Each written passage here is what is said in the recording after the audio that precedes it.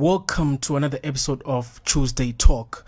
I'm your host, Takudzwa Msakasa, and today we'll be discussing about youth empowerment policies. Today in the studio, I have an esteemed guest from Nketa Constituency, Honorable Albert. Welcome to the show. Thank you very much. So firstly, I want to congratulate you on the post on the committees that you're sitting on in Parliament. Can you tell us about these committees? I'm sitting in three committees in Parliament. The third one is still to be announced, most likely today or tomorrow. But the committees are youth empowerment, sports, arts and culture, and then media, information and broadcasting services. So each member of Parliament is required to be part of these parliamentary portfolio committees. It's very good seeing youth participating in politics, youth in Parliament. Going in the topic in discussion today, what do you think about the current youth empowerment policies in Zimbabwe? I think it has improved over the years because what's most important is the participation of young people, and government is there to facilitate that through the various policies that they put in place. So basically these policies seek to encourage young people in economic activity in the country, decision making in the country, in terms of politics and community involvement. So I think the policies are at the moment good enough, but what's important is to ensure that the relevant ministries and the line ministries enforce those policies so that young people don't feel left behind or left out. You mentioned about young people being left behind and these policies being good, but do you think that they're adequate in ensuring that young people are fully empowered? Yeah, I think the policies are adequate. The problem is the participation. Young people are pretty much tuned out when it comes to the political space in this country, when it comes to economic development. I think the challenge comes to the communication strategy. Are young people aware about these policies, or they just Insta and TikTok and tweet without being aware of the various policies that are there to empower them? So I don't think it's a matter of the policies not being adequate. It's a matter of communicating those policies and young people taking action and participating under those policies. Any strategies so far in getting young people the proper communication, getting young people to have adequate information so that they can participate? I mean, there are various spaces that I've seen in government. They've got a website. Each ministry has got a website. And now most ministries also have Facebook pages. I'm still yet to see them on Instagram and TikTok, but they have even Twitter handles where they relay information and where young people can get information. I think we also have Zimbabwe Youth Council, which is an act of parliament that plays a big role in disseminating some of this information. So I think what our media spaces need to do is to channel more information to young people about empowerment, about political participation, and not just focus on entertainment. Social media is there to give us information, and lately I've seen these days people are taking social media as a form of entertainment instead of getting news, getting information on what's on the ground. Don't you think that having these parliamentary committees, having these parliamentary platforms, posting and updating people on social media not that adequate in terms of youth who are in rural areas, who are in rural spaces, who cannot access the internet, who cannot access social media? Okay, well, that's a good point. I think it would be a very good question for someone who is a rural constituent. But just to add my own 2 cents, I think ministries have got offices in each town and city, pretty much maybe in each district, where young people can go and get information about what opportunities are there for young people. And some ministries go and hold events. Some parastatals hold events in these rural districts where they can encourage young people to participate. For example, one thing I realized when it comes to empowerment opportunities, if you look at particularly in my constituency, in Nketa Constituency, if you look at Empower Bank, which is a youth bank that was launched by our president in 2018, most young people do not know about that bank, and most young people do not go to access those loans. So you'd find out people complain that there's no opportunities for young people, there's no this, but there are already opportunities that are there with money for young people to take advantage of. So what I've been doing in my constituency is engaging these empowerment platforms like Empower Bank and taking them to my constituency and engaging young people and telling them how they can access the different packages that they have. We already had an event last month where we took the bank to the community and they engaged young people and they explained what is required and how they can access those loans. And as we speak right now, young people are writing their business proposals so that they can get access to what they call nano loans, which are non-collateral loans, which range from $100 to $500. And then we've got collateral loans that range from $500 to $5,000 which is you can get it in US dollars or you can get it in RTGS. So we've been helping young people access these and other opportunities in the constituency. The unfortunate part is that they didn't know. That's the first problem. The second problem, some of these young people do not know how to structure a business proposal. So we take the next step through my office in the constituency to assist them in crafting business proposals and doing their cash flows. And then we take another step and help them go to the bank and see what needs to be corrected so that they can access their money. It's not the bank's money, it's their money, which the government has provided for young people, not only in my constituency, but around the country. To those who just tuned in, you're watching Tuesday Talk. I'm your host, Takudzo Msakasa, and today we have Honorable Member from Nketa Constituency, and we are discussing about youth empowerment policies and youth empowerment programs in Zimbabwe. Back to you, Honorable. You mentioned about the empowerment. You mentioned about youth banks in Zimbabwe. Mm-hmm. They are vehicles to empowering youth, to drive them out of poverty, to get them busy, like as in get their own monetary funds. Yeah. But do you think these banks are accessible to all the youths in Zimbabwe, and how accessible are they to youths in Zimbabwe? I think the banks are accessible, but I think they could do more. For example, you'd find out that Empower Bank is not in every town and city in this country. I think they are in 3 places around Zimbabwe, which is Harare, Bulawayo, and maybe Masvingo. I'm not sure which other town it is. So you'd find out that they are highly centralized. So other young people in rural areas, as you mentioned, have to travel a long distance to access those opportunities. But what I know that one good thing that the bank is doing is establishing agents or agencies that are based in those communities which you can deem to be far from other people. So they engage these agencies, and those people take their account opening forms, their business proposals, and take them to the bank, be it in Harare or Bulawayo or Masvingo. So for a young person in Binga, there is an agent or an agency that represents the bank, and then they do the up and down in order to improve access to opportunities.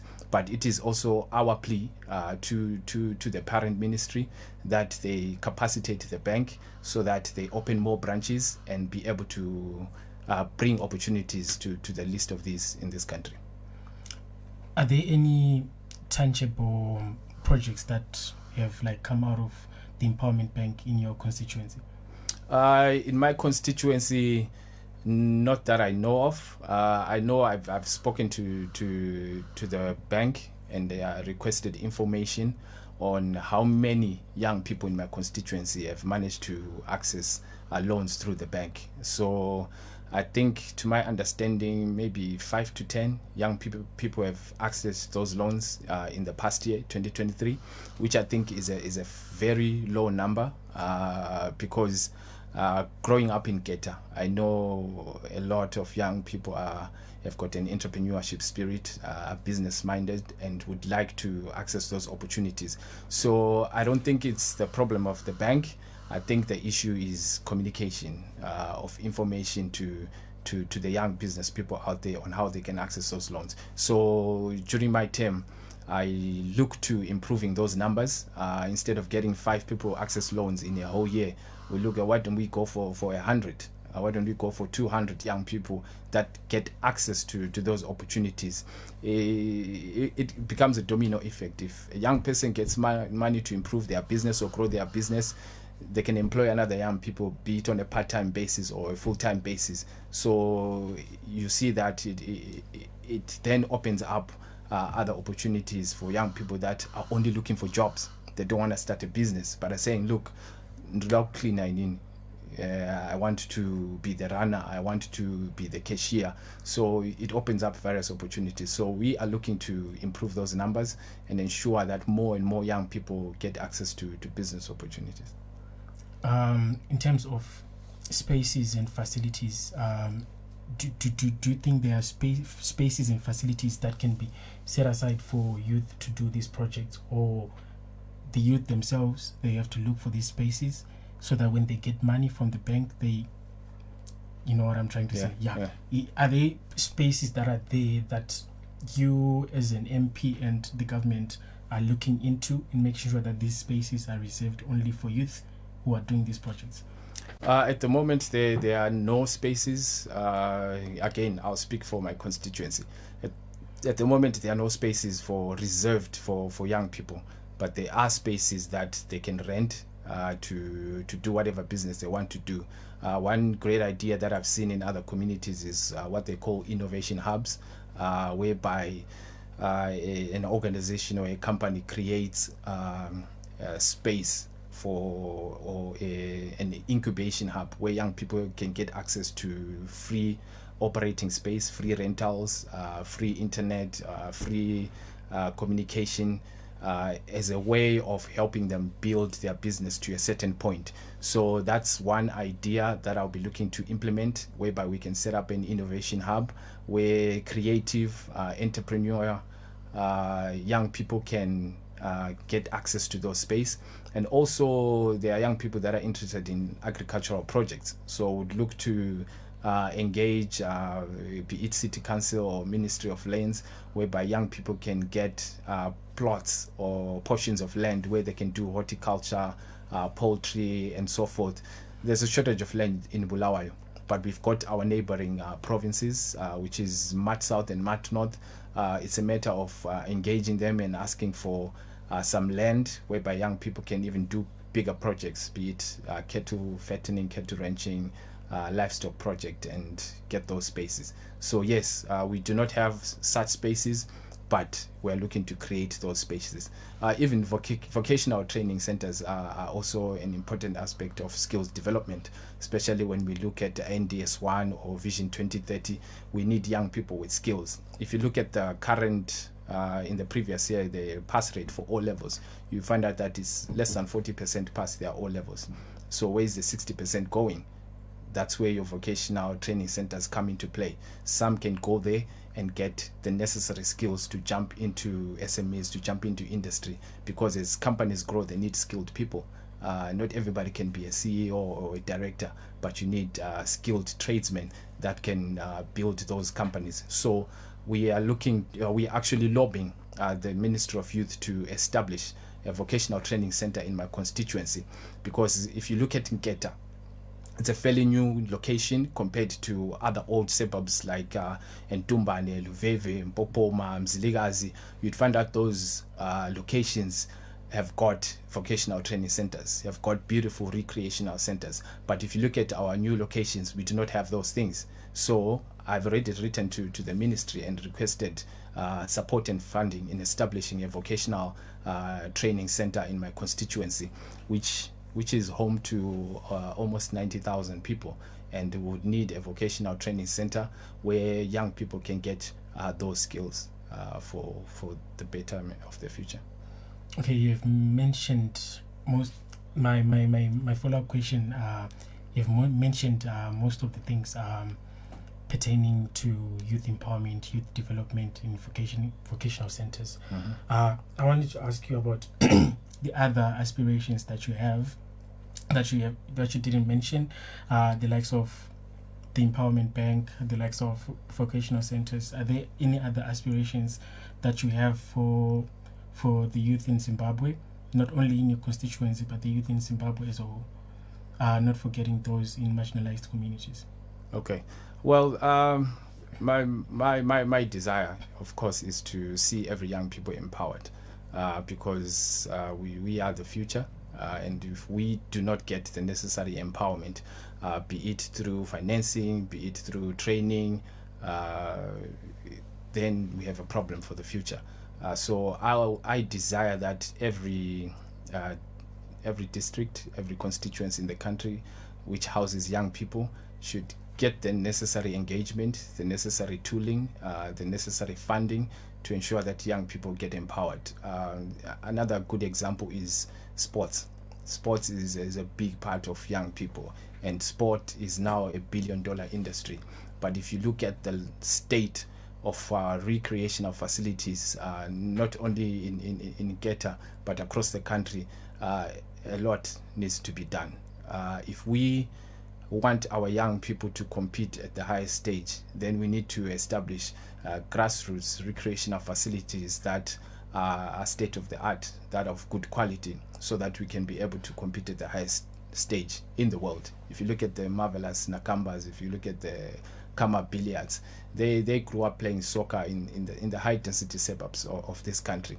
So it shows the potential that is in our young people, but they just need to be motivated, they just need to be capacitated and given the necessary sporting facilities to ensure that they don't engage in drug and substance abuse, they don't engage in criminal activity, they don't engage in promiscuity. So you'd find out that the lack of such infrastructure can lead to the abuse of drugs, abuse of alcohol, and abuse of the girl child, because young people have nothing to do, young people are just lying idle. But if we take the necessary steps, and I'm glad that the budget that was announced by our minister is speaking into that, and there is funding for vocational training centers, there's funding for sports recreation facilities, there's funding to fight against drugs and substance abuse. So I'm really looking forward to what the ministry is going to do, and I'm glad that our Minister of Youth, Honorable Tinoma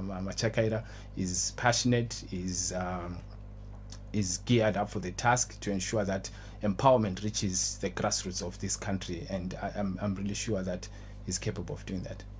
Unfortunately, we have come to the end of the show, but can you give a closing remark pertaining to the topic at hand, maybe 30 seconds? Well, I would like to say to the young people, first of all, in Nketa Constituency, that I'm committed to drive empowerment for young people, and I'm committed to bring every opportunity that is available through the youth ministry and other line ministries.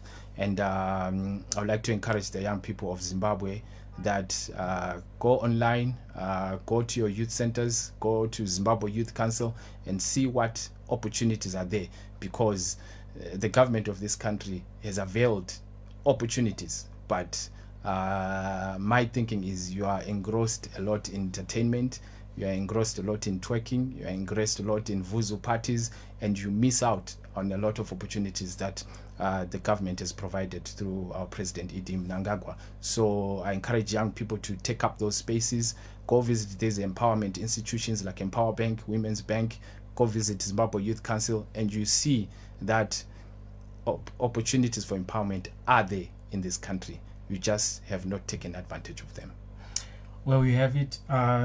Thank you, Honorable, for coming to this show, and thank you for sharing your insight. We have come to the end of our show. Like what Honorable said, there are opportunities out there for youth to engage.